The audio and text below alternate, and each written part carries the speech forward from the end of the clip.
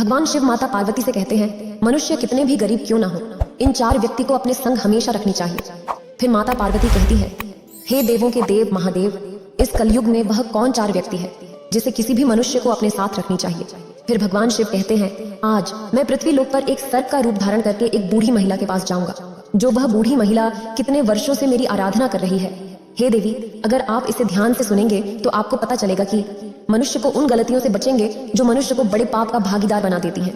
और मैं यह भी बताऊंगा कि कैसे गरीबी में इंसान कौन सी गलतियां कर बैठता है जिनके कारण वह हमेशा गरीबी के चक्रव्यूह में फंसा रहता है। इसलिए हे प्रिय, आज इस कहानी के जरिए पृथ्वी लोक पर हर मनुष्य को यह अमूल्य जानकारी मिलने वाली है। कृपया आप भी इस कहानी को ध्यान से सुने, वरना यह महत्वपूर्ण जानकारी आपसे छूट जाएगी। फिर भगवान शिव कहते हैं कि मनुष्य के जीवन में कब कौन सी बात काम आ जाए पता नहीं। हे देवी, आपने अक्सर देखा होगा कि पृथ्वी लोक पर परिवार की महिलाएं अधिकतर विवादों में शामिल होती हैं। कभी किसी एक बात पर तो कभी दूसरी बात पर उनके बीच झगड़े होते रहते हैं। परिवार में अक्सर छोटी छोटी बातों के लिए भी तनाव हो जाता है। खास तौर पर जिनके बड़े परिवार होते हैं, वहां तो आपसी विवाद कभी खत्म ही नहीं होते, दिन रात टकरार चलती रहती है। कई बार छोटी छोटी बातें इतनी बड़ी लड़ाई का रूप ले लेती हैं कि व्यक्ति उसमें फंस कर रह जाता है, चाहे वह बच्चे हों या महिलाएं। इसके परिणाम स्वरूप परिवार के पुरुषों को भी नुकसान और दुहक का सामना करना पड़ता है। मनुष्य का झगड़ा छोटा हो या बड़ा, इसमें आर्थिक, समय और शारीरिक हानि उठानी पड़ती है। हे देवी, आप कहती हैं कि जिस घर में परिवार की महिलाएं आपस में लड़ती हैं, विवाद करती हैं, वहां की सुख शांति हमेशा के लिए समाप्त हो जाती है, यानी कि उस घर में प्रगति रुक जाती है। ऐसे घर में कभी समृद्धि नहीं होती और जीवन में कई समस्याएं आ जाती हैं। फिर भगवान शिव कहते हैं कि आज इस वीडियो में आगे ये बताएंगे कि मनुष्य गरीबी के चक्र में क्यों फंसा रहता है। अगर आप यह कहानी सुन रहे हैं तो पूरा सुनिए। इस कथा को आधा अधूरा छोड़कर जाने की गलती मत करिएगा, क्योंकि इस पवित्र कथा को पूरा सुनने से मनचाहा फल की प्राप्ति होगी। इसलिए इस कथा को पूरा सुने। आप शिव भक्त हैं तो भोलेनाथ का अनादर ना करें। तो चलिए कथा प्रारंभ करते हैं। ये बात बहुत समय पहले की है। एक गांव में एक वृद्ध महिला अपने 2 बेटों के साथ रहती थी। उसका पति पहले ही गुजर चुका था और उनके पास केवल 2 बेटे ही थे। इस प्रकार उनके परिवार में कुल 3 सदस्य थे। उनकी जमीन भी बहुत कम थी। वह अपने बेटों के साथ मिलकर उसी छोटी सी जमीन पर काम करती थी। उसके बेटे बहुत मेहनती थे। उन तीनों का जीवन उसी छोटी सी जमीन से चलता था। समय के साथ जब बेटे विवाह योग्य हो गए तो उस वृद्ध महिला ने उनकी शादी कर दी। घर में 2 बहुएं आ गईं। कुछ समय तक सब कुछ अच्छा चला। घर में बहुत प्रेम था और सभी मिलजुल कर रहते थे। लेकिन जैसे जैसे समय बीतता गया, दोनों बहुओं में आपस में झगड़ा होना शुरू हो गया। कभी किसी बात को लेकर तो कभी किसी बात को लेकर। बड़ी बहू छोटी बहू से कहने लगती कि तुम ऐसा करती हो, वैसा करती हो, तूने हमारे साथ ये कर दिया, वो कर दिया। इन्हीं बातों को लेकर के बड़ी बहू भी छोटी बहू से उल्टा सीधा कहती रहती थी और लड़ाई लड़ती रहती थी। एक दिन छोटी बहू का जब मौका लग जाता तो वो बड़ी बहू से लड़ बैठती थी और कहती थी कि तूने घर का ये काम नहीं किया, वो काम नहीं किया। कभी कहती कि तू अपने हिस्से का काम कर, मैं अपने हिस्से का करूंगी। कभी कहती कि तू आराम से पड़ी रहती है और मैं पूरे दिन काम में लगी रहती हूँ। इसी कारण से छोटी बहू बड़ी बहू से झगड़ा होने लगती है। अब ये उनका रोज का काम बन चुका था। वह दोनों बहू हमेशा किसी न किसी बात पर आपस में भिड़ती रहती थी। अब तो वृद्ध महिला भी इन बहुओं के झगड़ों को देख देख कर काफी परेशान हो चुकी थी। उन्हें लगने लगा कि उनके बेटों की पत्नियां भी बहुत झगड़ा करती हैं। उन्होंने इस बारे में अपने बेटों से बात की। बेटों ने उन्हें समझाने की कोशिश की, पर इसका उन पर कोई असर नहीं हुआ।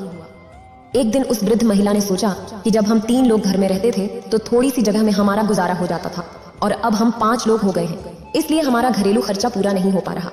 शायद यही कारण है कि झगड़े हो रहे हैं। इसी वजह से वृद्ध महिला ने अपने दोनों बेटों से कहा, तुम लोग परदेश जाओ और कोई नौकरी ढूंढकर पैसे कमाओ ताकि धन लेकर आ सको और ये झगड़े खत्म हो सकें। क्योंकि जब घर में पैसा आएगा तो जरूरतें पूरी होने लगेंगी और आपसी लड़ाई रुक जाएगी। अक्सर कहा जाता है कि घर में लड़ाई झगड़े का एक कारण पैसे की कमी भी होती है।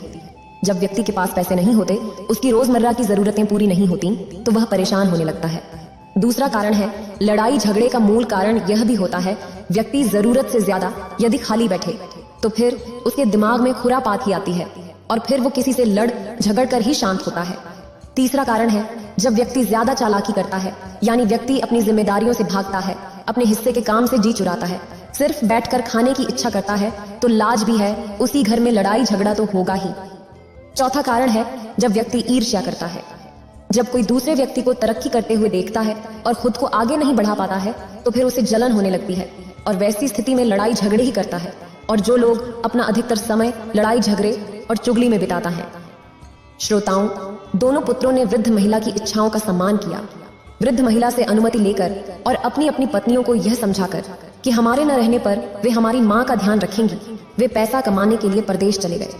श्रोताओं, उनकी दोनों बहुएं अभी भी देवरानी जेठानी में नहीं बनती थी। एक दिन बड़ी बहू को वृद्ध महिला ने समझाया कि तुम बड़ी हो और वह तुमसे छोटी, तुम्हारे पति प्रदेश में धन कमा रहे हैं और तुम दोनों यहाँ आपस में झगड़ा कर रही हो। यह उचित नहीं है। वह तुमसे छोटी है, इसलिए उसकी छोटी मोटी गलतियों को सहन करो। कहा जाता है कि क्षमा बड़ों को शोभा देती है।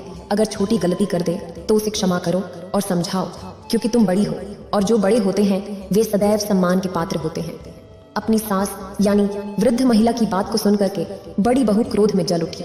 कहने लगी, आप छोटी बहू की तरफदारी कर रही हो, आप मुझे समझाकर उसे लड़ने के लिए और मनोबल बढ़ा रही हो।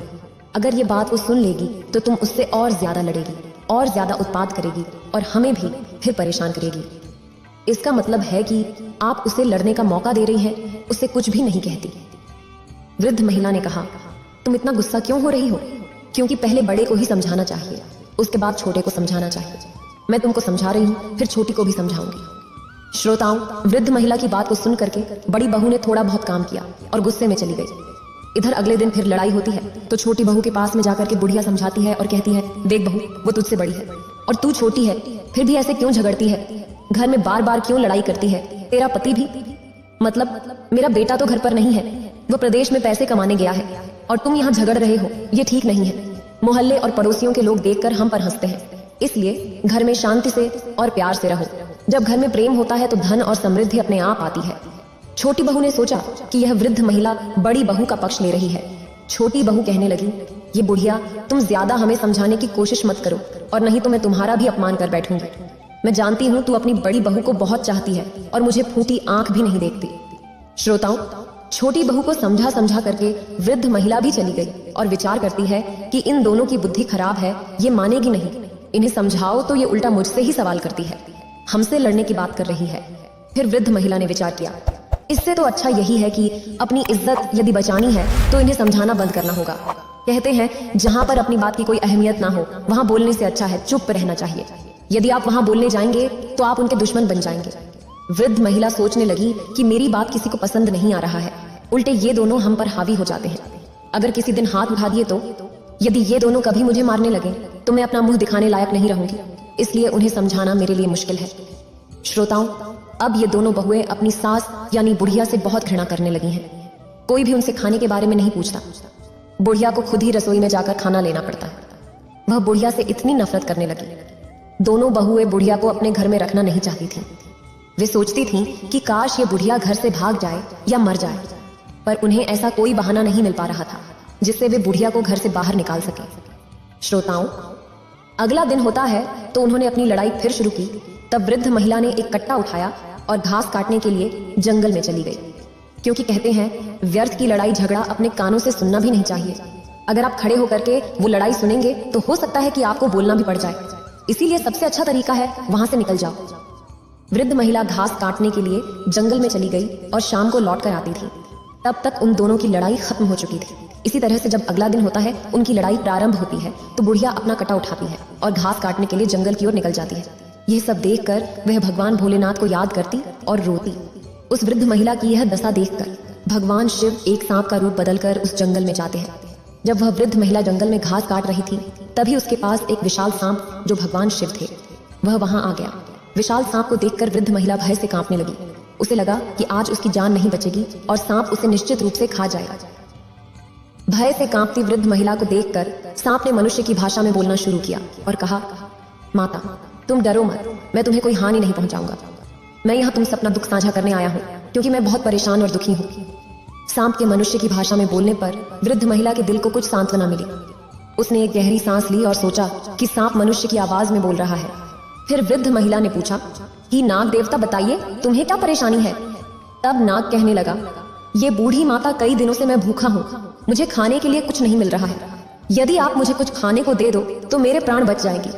मैं बिल्कुल मरने की कगार पर पहुंच चुका हूँ, क्योंकि मैं जिस आश्रम पर रहता था उस आश्रम के जो आर्षि थे अब उनका देहांत हो चुका है। वो एक गाय पालते थे, उस गाय का दूध हमको पिलाते थे और स्वयं भी पीते थे। उसी से मैं जीवित था, लेकिन हमारा पालन करने वाले, हमको दूध पिलाने वाले हमारे जो आर्षि थे वो अब दुनिया छोड़कर चले गए। यदि आप मेरे लिए कहीं से भी दूध ला सकें तो यह आपकी महान कृपा होगी। हमारी जान को बचा लीजिए और यदि थोड़ा दूध मिल जाए तो हमें पिला दीजिए।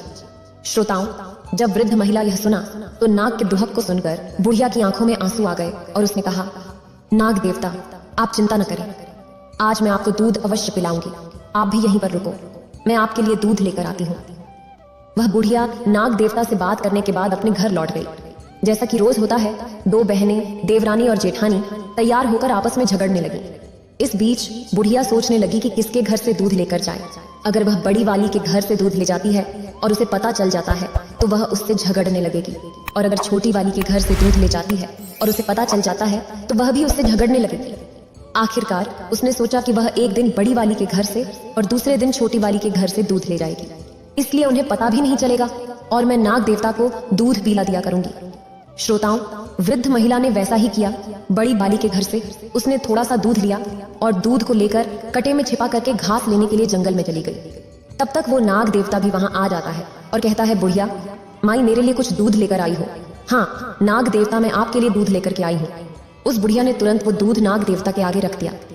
जब नाग देवता ने दूध पी लिया तब उसे शांति मिली। तब नाग देवता कहने लगे, बूढ़ी माता, आपने आज हमारी जान बचा ली। आपने मेरे ऊपर बहुत बड़ा उपकार किया है। मैं आपकी मदद को जीवन भर नहीं भूलूंगा। बुढ़िया माई ने कहा, हे नाग देवता, मैं आपसे एक और प्रश्न करना चाहती हूँ। उस समय मैं डर के कारण आपसे पूछ नहीं पाई थी, लेकिन अभी मैं पूछना चाहती हूँ कि आप एक सर्प होते हुए भी मनुष्यों की भांति कैसे बोल पा रहे हैं? क्या आप वास्तव में नाग देवता हैं या कोई और है? तब नाग देवता जो भगवान शिव थे, फिर उन्होंने उत्तर दिया, बुढ़िया माई, मैं एक श्राप के कारण नाग बन गया हूँ। मैं एक राजा के घर नाग रूप में जन्मा था और मेरे पिता ने मुझे नाग समझकर जंगल में छोड़ दिया था। मेरा श्राप केवल 25 वर्षों का है। मेरी मुक्ति अब ज्यादा दूर नहीं है। 1 वर्ष के बाद मुझे मेरा मनुष्य शरीर वापस मिल जाएगा। मैं उस समय का बेसब्री से इंतजार कर रहा हूँ। नाग देवता ने अपनी कहानी वृद्ध महिला से कही। वृद्ध महिला को उसकी व्यथा सुनकर उस पर प्यार आ गया। फिर वह अपनी बहुओं के घर से दूध चुपके से लाने लगी और नाग देवता को पिलाने लगी। कभी वह दूध बड़े बहू के घर से लाती, कभी छोटे बहू के घर से। इस प्रकार वह नियमित रूप से नागवता को दूध पिलाने लगी। नाग देवता भी हर रोज उसी स्थान पर आता और बूढ़ी माई के हाथों से दूध पीकर बहुत खुश होते। भगवान शिव को ऐसा लगता जैसे उसे अपनी असली मां मिल गई हो। फिर एक दिन क्या हुआ, बहुओं ने देखा कि उनका दूध रोजाना कम हो जाता है। उन्होंने आपस में चर्चा की और एक दूसरे से कहा कि कोई हमारा दूध चुरा लेता है, हमारा दूध कैसे कम हो जाता है? हर तीसरे दिन हमारा दूध कम हो जाता है। बड़ी बहू ने भी कहा कि हमारा भी हर तीसरे दिन दूध कम हो जाता है। हमारे दूध को लगता है कोई चुरा लेता है। चुराने के लिए हमारे घर में कौन आएगा? फिर उन्होंने विचार किया कि केवल बुढ़िया ही रसोई के अंदर जाती है और तो कोई जाता नहीं। फिर हमारे दूध को भला कौन चुरा सकता है? पड़ोसी हमारे घर में आते नहीं है। तब छोटी वाली ने कहा, दीदी तुम्हारा चोर मेरा चोर एक ही है, चलिए हम उसे छिप करके देखते हैं। दोनों ने योजना बनाई और छिप कर देखने लगे। इधर अगला दिन होता है तो वृद्ध महिला रोज की तरह बड़ी वाली के घर में जाती है और रसोई में घुस जाती है। वे दोनों छिप करके देख रही थी। वृद्ध महिला ने बड़ी वाली के घर से दूध को लिया और कट्टे में छिपाया और घास के बहाने जंगल को चली गई। इधर बुढ़िया को दूध ले जाती में दोनों देख रही थी। तब छोटी वाली ने कहा कि चलिए देखते हैं ये बुढ़िया दूध को लेकर जंगल में कहाँ जाती है और किसे पिलाती है, खुद पीती है या किसी को और को पिलाती है। वृद्ध महिला जंगल की दिशा में चली जा रही थी। उसके पीछे पीछे दोनों बहुएं गुप्त रूप से उसे देखने के लिए आगे बढ़ी।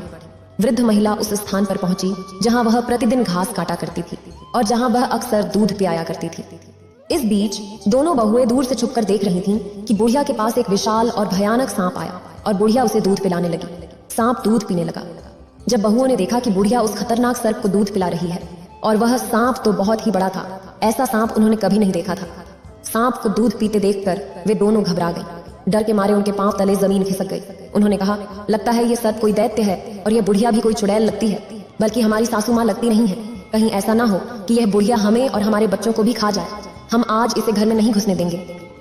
श्रोताओं, उन दोनों को बहाना मिल चुका था। ऐसा निर्णय लेने के बाद वे दोनों बहुएं अपने घर चली आईं। इधर बुढ़िया नाग देवता को दूध पिलाती है और घास लेकर के अपने घर की ओर चल देती है और घर पर पहुंची तो देखा कि घर का द्वार बंद था और दोनों बहुएं जो थीं डंडा लेकर के भीतर खड़ी हुई थीं। जाकर के बुढ़िया माई ने कुंडी खटखटाई तो दोनों बहुओं ने दरवाजा खोला। बुढ़िया ने देखा कि दोनों बहुएं अपनी साड़ी का पल्ला अपनी कमर में बांधे खड़ी हैं और हाथ में डंडा पकड़े हैं। बुढ़िया ने देखा कि ये क्या माचा है, इन दोनों का यह कैसा रूप है, ये हाथ में लाठी क्यों पकड़े हुए हैं? इस पर बुढ़िया ने पूछा कि तुम दोनों ऐसे क्यों खड़े हो? तो दोनों ने एक साथ जवाब दिया, अरे बूढ़ी, तू तो एक चुड़ैल है। एक दिन तू हमें खा जाएगी, हमारे बच्चों को भी मार डालेगी। बूढ़ी ने कहा, अरे बहू, क्या तुम पागल हो गई हो? मैं तुम्हारी सास हूँ, कोई डायन नहीं जो तुम्हारे बच्चों को खा जाऊंगी। अरे तुम्हारे बच्चे तो मेरे पोता पोती हैं, जो मुझे मेरे बेटों से भी ज्यादा प्यारे हैं, और तुम ऐसी क्या बातें कर रही हो? तब ये दोनों बहू कहने लगी, अरे बूढ़ी, हमें पागल मत बनाओ, हमने तुम्हें देख लिया है। तू एक खतरनाक सांप को दूध पिला रही है, हमारे घर से चोरी करके दूध ले जाती है और उस सांप को पीला आती है।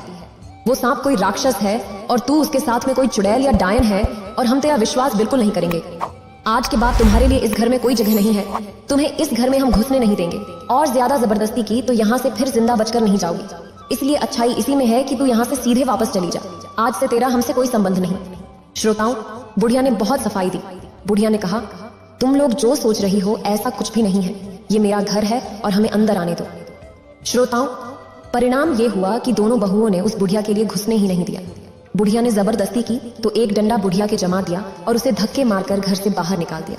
रात का समय था और अंधेरा छा चुका था। एक बुढ़िया अपनी बहुओं से रोते हुए कहने लगी, मैं इस गहन रात में कहाँ जाऊंगी? उसकी बहुओं ने उत्तर दिया, हमें तुमसे कोई सरोकार नहीं है, चाहे तुम कहीं भी जाकर मरो। और इसके बाद उन्होंने दरवाजा बंद कर दिया। बुढ़िया वहीं पर रोती रही। फिर उसने सोचा, रोने से अब क्या लाभ, वे दोनों दरवाजा नहीं खोलेंगे। उसने तय किया कि उसे कहीं और शरण ढूंढनी चाहिए, इसलिए वह रात में ही उस स्थान पर गई जहां वह आमतौर पर घास काटा करती थी, और उस नाग देवता का इंतजार करने लगी जिसे वह दूध पिलाया करती थी। हालांकि रात को नाग देवता नहीं आया, क्योंकि उसका आना दिन के समय ही होता था। वहां एक विशाल बरगद का पेड़ था जिसके पास वह बुढ़िया लेट गई। रात भर वह बरगद के पेड़ के पास बैठा रहा और सवेरे का इंतजार करती रही। जैसे ही सूरज उगा, वह नाग देवता वहां पहुंच गया। जब नाग देवता वहां आया, उसे वह बूढ़ी औरत नहीं दिखाई दी। वह कभी इधर देख रहा था और कभी उधर, लेकिन जल्द ही उसकी नजर पड़ी कि बरगद के पेड़ के पास, जहां वह बूढ़ी रो रही है। नाग देवता तुरंत वहां पहुंचा और पूछा, बूढ़ी माई, आपको क्या हुआ है? आप क्यों परेशान हो? आप क्यों रो रही हो? बूढ़ी औरत रोते हुए बोली, हे नाग देवता, मेरी बहुए मुझे घर से निकाल दिया है।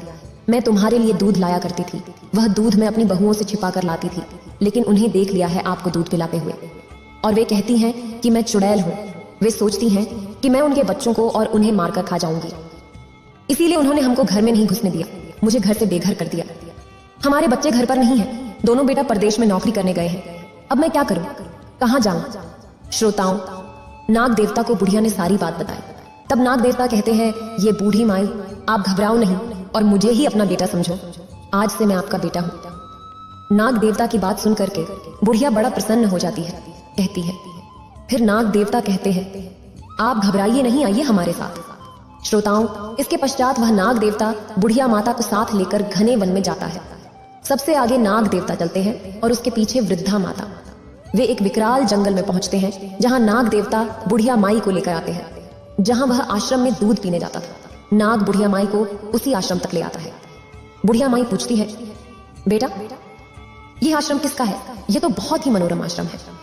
तब नाग देवता कहते हैं, हे बुढ़िया माई, यह हमारे आर्षी का आश्रम है जो अब परमात्मा को प्रिय हो गए हैं। उनका देहांत हो गया है, मैं यहाँ पर ही रहता था। और बताता है कि इसी आश्रम में उन्हें गाय का दूध पिलाया जाता था, लेकिन गाय भी वहीं कहीं आसपास होगी, वह बेचारी भटक रही होगी। अगर वह हमें देख लेगी तो निश्चित ही यहाँ आ जाएगी। कुछ समय पश्चात वह गाय भी वहां आ जाती है। गाय के थन दूध से भरे हुए थे। तब नाग देवता कहते हैं, बुढ़िया माई, इस गाय का दूध दुहिए और आप भी पीजिए और हमें भी पिलाइए। श्रोताओं, बुढ़िया माई गाय का दूध निकालती है, उसके बाद उस नाम को दूध पिलाती है और स्वयं पीती है।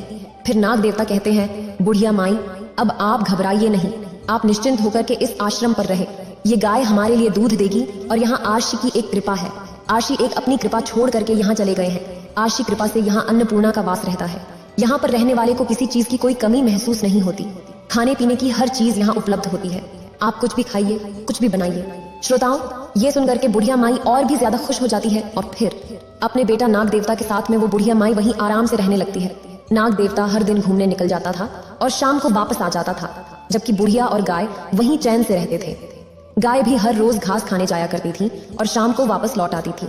शाम के समय वे तीनों एक साथ बैठकर भोजन करते थे और आश्रम में प्यार से रहते थे। लेकिन एक दिन की बात है, नाग देवता जो हर दिन की तरह घूमने गया था, शाम को वापस नहीं आया। इससे बुढ़िया को बहुत चिंता होने लगी, क्योंकि वे तीनों साथ में भोजन किया करते थे। शाम को गाय तो आ गई, लेकिन नाग देवता नहीं आया। बुढ़िया इंतजार करती रही कि उसका बेटा नाग देवता इतना अंधेरा हो जाने के बावजूद भी वापस नहीं आया। श्रोताओं, बुढ़िया माई रात भर अपने बेटा नाग देवता का इंतजार करती रही। उसने कुछ भी नहीं खाया, पूरी रात भूखी रही, लेकिन फिर भी वो नाग देवता लौटकर नहीं आया। अगला दिन होता है तो स्वयं बुढ़िया नाग देवता को ढूंढने के लिए जंगल की ओर चल देती है। बूढ़ी माँ नाग देवता को ढूंढते ढूंढते जंगल में निकल गई। जंगल में उसने देखा कि वहीं उसका बेटा नाग देवता जमीन पर गिरा पड़ा था और वो नाग देवता उसी पेड़ की टहनियों में दबा हुआ था। नाग देवता को टहनियों के नीचे दबा हुआ देखकर बुढ़िया माई व्याकुल हो जाती है और गाय की सहायता से टहनियों को हटाती है। श्रोताओं, वह नाग देवता काफी घायल और जख्मी हो चुके थे। बुढ़िया माई पूछती है, बेटे ये सब कैसे हुआ? इस पर नाग देवता अपनी पूरी कहानी बताता है। हे बुढ़िया माई, जब मैं शाम को आश्रम लौट रहा था तो एक भयानक तूफान आ गया। तूफान के डर से मैं एक पेड़ पर चढ़ गया, लेकिन तूफान के झोंके से वह पेड़ गिर गया और मैं उसके नीचे दब गया। मैंने निकलने की बहुत कोशिश की पर सफल नहीं हो पाया। मैं सोचता रहा कि मेरी माँ मेरा इंतजार कर रही होगी, पर मैं बाहर नहीं आ पाया। मुझे चोट भी लग गई। इसके बाद बुढ़िया माई कहती हैं, बेटे तुम घबराओ नहीं, आओ मैं तुम्हारी चोट का इलाज कर दूं। श्रोताओं, इस तरह से एक बुढ़िया माई अपने नाग देवता को आश्रम में लाती है और कुछ औषधियों को पीसकर लाती है। फिर वह इन्हें मिलाकर एक लेप तैयार करती है और उसे नाग देवता के घायल शरीर पर लगा देती है। रोजाना इस लेप को लगाने से धीरे धीरे उसके घाव भरने लगते हैं। इस लेप को लगाते हुए बुढ़िया माई ने उसे पूरी तरह से ठीक कर देती है। 1 साल बीत जाने के बाद भगवान शिव नाग देवता का रूप छोड़कर फिर एक मनुष्य के रूप में आ जाते हैं। अब वह बेहद ही सुंदर राजकुमार बन जाते हैं।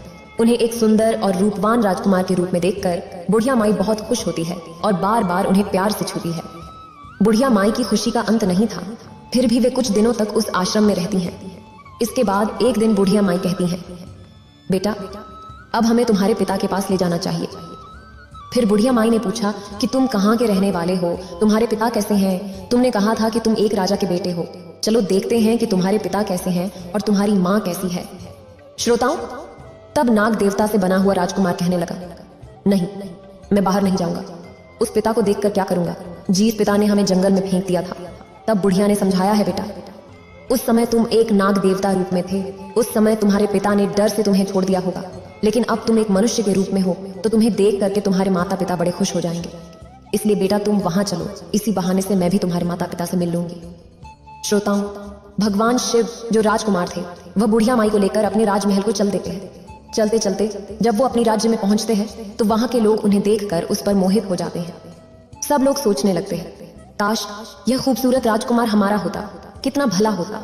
वे दोनों उस शहर में प्रवेश करते हैं और वहां के चौकीदार से मिलकर पूछते हैं कि हमें राजा से मिलना है। चौकीदार उन्हें राजा के मंत्री के पास ले जाते हैं। मंत्री के पास पहुंचकर बुढ़िया माई और राजकुमार ने राजा से मिलने की इच्छा जताई। उन्होंने कहा, मंत्री जी, हम यहाँ के राजा और रानी से मिलना चाहते हैं, वे कहाँ हैं? इस पर मंत्री ने उत्तर दिया, बेटा हमारे राजा और रानी इस समय मिलने के योग्य नहीं है। उनकी स्थिति बहुत खराब है। राजा स्वयं अपने राज्य की देखभाल नहीं कर पा रहे हैं। यहाँ का सिंहासन खाली पड़ा है। तब राजकुमार ने जिद की और बुढ़िया माई ने भी कहा कि नहीं, मंत्री कोशिश करिए कि हम उनसे मिल सके, हमारा उनसे मिलना बहुत जरूरी है। तब मंत्री कहता है कि राजा साहब बहुत बीमार हैं। ये बात 25 साल पुरानी है। रानी ने एक सर्प को जन्म दिया था। राजा साहब ने जब सर्प को देखा तो वे बड़े भयभीत हुए। उन्हें बड़ा बुरा लगा। रानी के लिए तो वो सर्प भी प्यारा था, क्योंकि माँ के लिए उसका बच्चा कैसा भी उसके लिए प्रिय होता है। लेकिन राजा ने सोचा कि ये बात समाज के लोग में जाएगा, तो राजा के घर में पुत्र की जगह एक सर्प पैदा हुआ है तो सभी प्रजा हमसे घृणा करेगी। इसीलिए राजा ने उस सर्प को जंगल में फेंका दिया और तब से राजा रानी जो है उनका शरीर सूख कर कांटा हो गया है और राज सिंहासन को उन्होंने छोड़ दिया है। कभी सिंहासन पर विराजमान नहीं होते और अपने महल में राजा रानी बुरी तरीके से मायूस अवस्था में पड़े रहते हैं। जब उस राजकुमार ने यह सुना तो उसने मंत्री से अनुरोध किया कि अगर वह उनसे मिलवा दें तो बहुत कृपा होगी। तो श्रोताओं, मंत्री उस राजकुमार उस बुढ़िया माई के साथ राजा और रानी के पास ले जाता है, जहां उस लड़के के माता पिता निराशा में लेटे हुए थे। महल में लेटे लेटे उनका शरीर गल गया था और वे सदा चिंता में डूबे रहते थे। श्रोताओं, फिर राजकुमार उस बुढ़िया माई के साथ राजा और रानी के पास जाता है और उनके पैर छूता है। जब राजकुमार अपने माता पिता के पैरों को छूता है तो राजा और रानी में एक संवेदना की लहर दौड़ जाती है। ये तो मेरा पुत्र नहीं है, साक्षात भगवान भोलेनाथ है। मेरे पुत्र का तो निधन हो गया था, उसके बाद मेरी सुध बुध खो गई थी। जैसे ही भगवान शिव का स्पर्श होता है एक ऐसी शक्ति आती है, दोनों एकदम से उठकर बैठ जाते हैं और कहते हैं कि बेटा तुम कौन हो, कहाँ से आए हो तुमने? जब हमारे पैरों को छुआ तो हमारे अंदर किसी शक्ति का आगमन हुआ। तुम कौन हो बेटा, अपना परिचय दे। तब भगवान शिव अपने रूप में प्रकट हो जाते हैं और उन्हें सारी बातें बताते हैं। फिर कहते हैं ये बुढ़िया माई का ख्याल आप लोग रखेंगे, और वहां से अंतर्ध्यान हो जाते हैं। श्रोताओं, इतनी कहानी सुनने के पश्चात राजा और रानी तुरंत कहते हैं कि इंसान को कभी भी ये 4 चीजें नहीं छोड़नी चाहिए। पहला बच्चा, दूसरा बुजुर्ग, तीसरा पागल और चौथा मेहमान। इन्हें कभी भी अपने घर से नहीं निकालना चाहिए। राजा ने सभी को यह सूचना दे दी कि अब से राजगद्दी पर बैठेंगे। अगले दिन राजा ने उसका राज्य अभिषेक किया। इसी दौरान वह बुढ़िया माई थोड़ी उदास हो जाती है, सोचने लगती है, अब मैं कहाँ जाऊं। श्रोताओं, तब राजा कहते हैं, हे माता, आज से तुम यहाँ की राजमाता कहलाओगी। अब बुढ़िया बहुत ही प्रसन्न होती है। जब वो बूढ़ी माँ के दोनों बेटे घर लौटे और उन्होंने अपनी माँ को घर में न पाया, तो उन्होंने अपनी पत्नियों से पूछा कि हमारी माँ कहाँ गई है। उनकी पत्नियों ने उत्तर दिया कि तुम्हारी माँ एक चुड़ैल और डायन थी, इसलिए मैंने उन्हें मारकर भगा दिया। वह हर दिन जंगल में जाकर सर्प को दूध पिलाया करती थी। अपनी पत्नियों की इस बात को सुनकर बूढ़ी माँ के दोनों बेटे क्रोध से भर उठे और अपनी पत्नियों को डांटते फटकारते हुए उन्हें घर से